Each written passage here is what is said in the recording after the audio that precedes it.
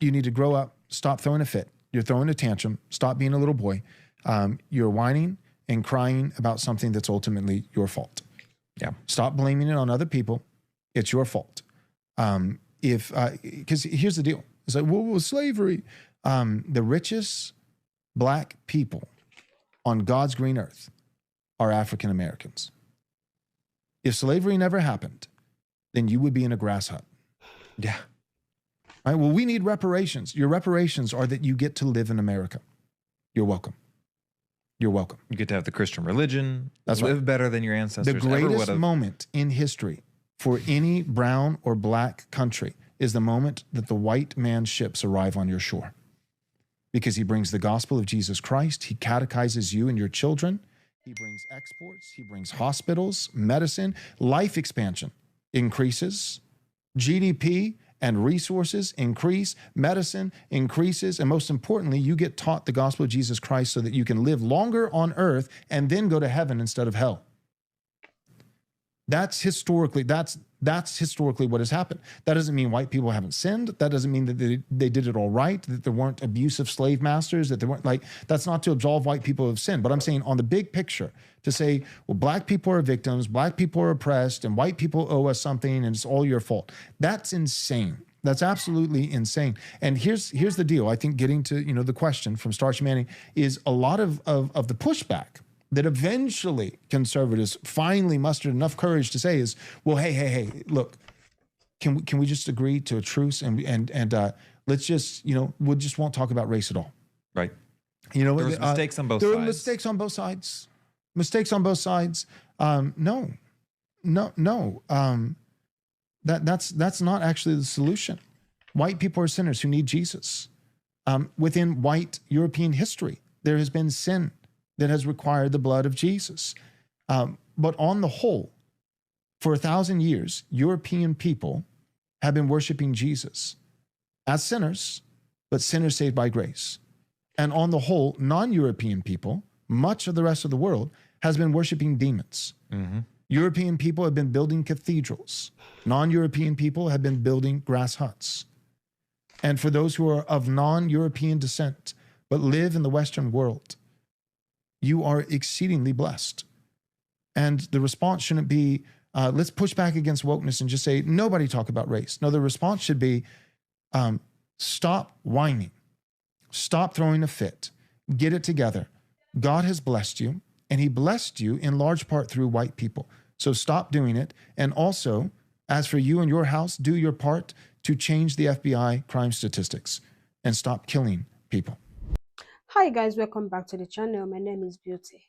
So this white pastor actually stood up in front of people with a straight face and said black people should be grateful for slavery. In 2025, we still have people saying things. It's disgusting, and this is racist. This is pure ignorance dressed up as faith. This man's comments are slap in the face of every black person whose ancestors were beaten, chained, and sold as property. Statements like this don't come from love or truth.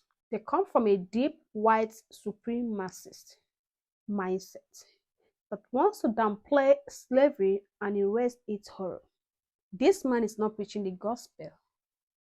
He's preaching delusion. He is weaponizing God's name to excuse one of the darkest crimes in human history.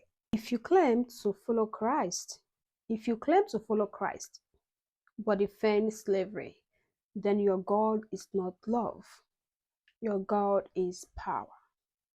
And it is exactly this kind of twisted thinking that keeps racism alive in churches and in community.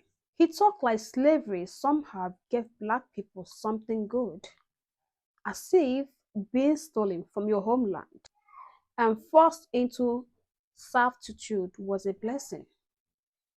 Black people don't owe gratitude for the oppression. They don't owe thanks. Let's watch this video. When we come back, we talk more about this. But then do not forget to like, share, and also subscribe to the channel to help the channel grow. Man, this is a very interesting one. And it seems like a lot of these right-wing pundits and speakers and leaders and guys on these podcasts, they can't help but talk about black folks, because for some reason black folks are the problem with the United States of America, right?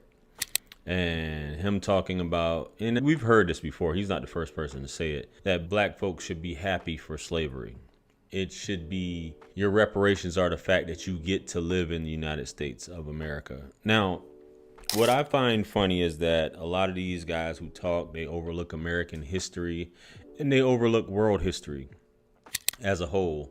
And he did say in his defense that white folks have sinned and they aren't without sin, which is true. I mean, we look at, and when you say it to white folks, they just dismiss it. And you do have some, as Tariq Nasheed would call them, tethers, some black folks who I've just recently seen who will say how bad foundational black Americans are.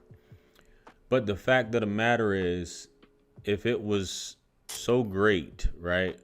For one, you're saying spreading the gospel of Jesus Christ and you're saving all these people. Everyone worshiped demons, right? Who weren't European. Everybody else worshiped demons. For one, Christianity, as we know it now, is a Roman Catholic or a Greco-Roman religion. It started out in the Middle East, right? Which we know Jesus wasn't a Christian, right? But we get into these things of the white savior had to go all these different places throughout the world to save humanity. The ship showed up. We brought our civilization, which we get it, the perspective of who's more technologically advanced. And obviously that was Europe at that point in time, right? There's different points in time where you have different people who are the center, where you got the Ottoman Empire with the Turkish, you had the Egyptians, you have the Greeks, you have different people who were at the pinnacle of society, right? Technologically and otherwise. So the Europeans didn't come to America and just became successful, right? Let's just put it that way. And in the defense, there was only a small percentage of aristocrat white folks who were slave owners, right? But you couldn't have done it. You couldn't have amassed wealth. You couldn't have been able to fight some of the wars that you did fight and being able to free yourself from Britain without the help of black folks. And what I mean by that is by the biggest cash crops, which were tobacco, cotton. The money was in the South, not in the North. And slavery was still legal, right? I encourage you guys to go watch a movie called Cloud Atlas. Very important, by the Wachowski brothers, Wachowski sisters, whatever have you. And basically saying how slavery is a necessary evil. I guess that's what they were hinting at, the fact that it was necessary for white folks to be free and to gain wealth, generational wealth, which a lot of these rich white Anglo-Saxon Protestants and people who've come afterwards, where black folks helped generate this income through their work. For a lot of these aristocrats, they were able to build and become who they are because they damn sure didn't do it in their own countries, right? So the fact that we're saying this about black people, you're welcome. You're welcome. Stop killing people.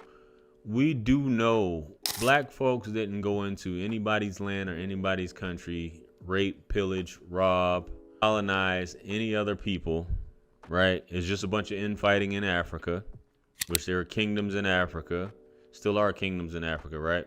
They didn't do any of this stuff. They didn't spread smallpox and wipe out certain people. No, that's not the story. They aren't the biggest murderers. Now, you can talk about black on black crime, but we got to talk about just murder. You talking about lower the FBI statistics. Violence hasn't stopped. It's funny how you say a small percentage of people is responsible and you're skewing the statistics of it. Do black folks have issues? Hell yeah.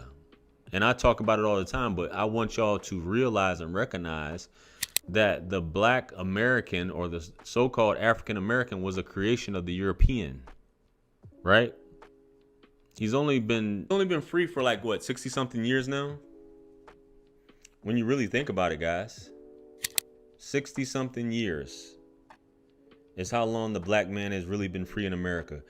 The fact that people say racism didn't exist, lynchings didn't exist, chattel slavery didn't exist, even Africans are coming here saying this foolishness, that slavery and racism doesn't exist, is insane to me. And you can say you can quit talking about it, but there was a point in time where black folks just chose to mind their business, stay amongst themselves until somebody had a dream, right? And it wasn't his own dream. I'm pretty sure they pushed it with integration and desegregation and everything.